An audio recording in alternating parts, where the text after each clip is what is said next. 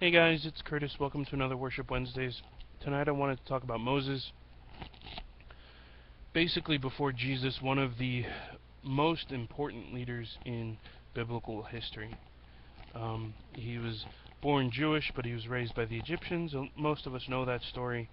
I just wanted to point out that him being raised by the Egyptians gave him the opportunity and gave him the availability of the greatest possible education anybody could have at that time in history.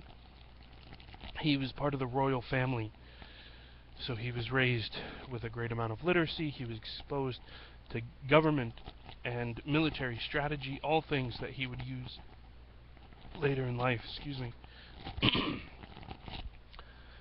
um, After 40 years of being exiled from Egypt and living a life as a shepherd, at the age of 80, God finally steps up and has Moses step in to do his will.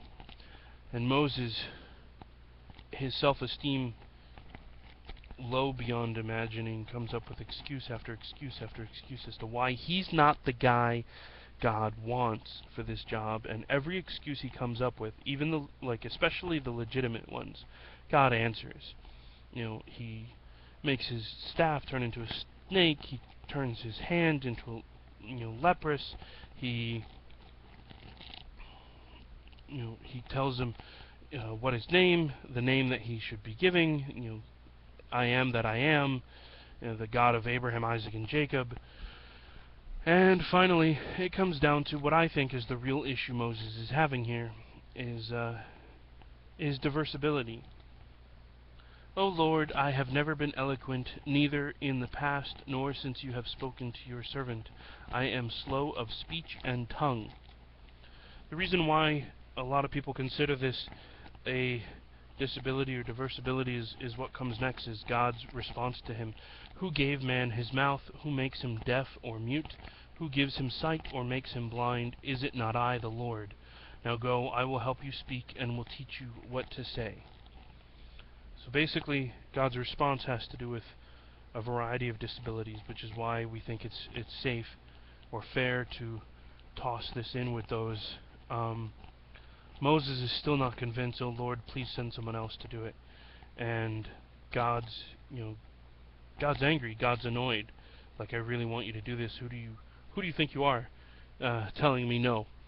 So he offers Moses his brother Aaron. He says, fine. You think you're going to have trouble doing it?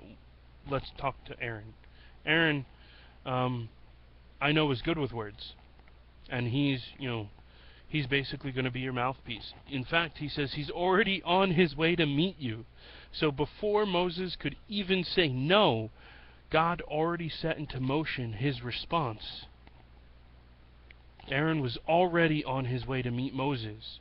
That was God's answer to that issue, was, I'm going to send you an interpreter, someone who's going to make communication easier.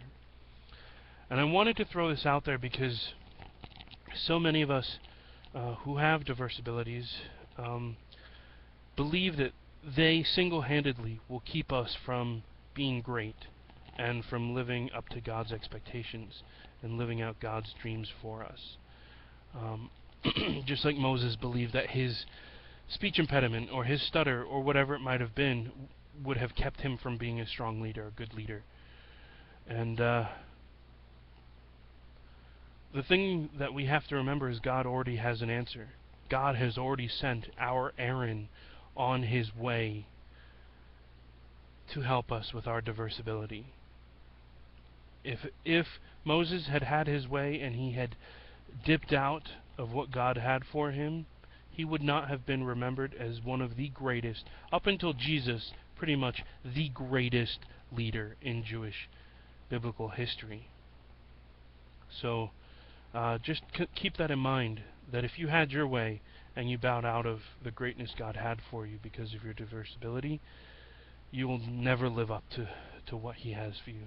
But if you trust him and recognize that he already has your Aaron on the way, then you can live up to the fullness of what he has for you, and you can be an incredible mouthpiece, an incredible signifier of God's glory. Alright guys, have a good night.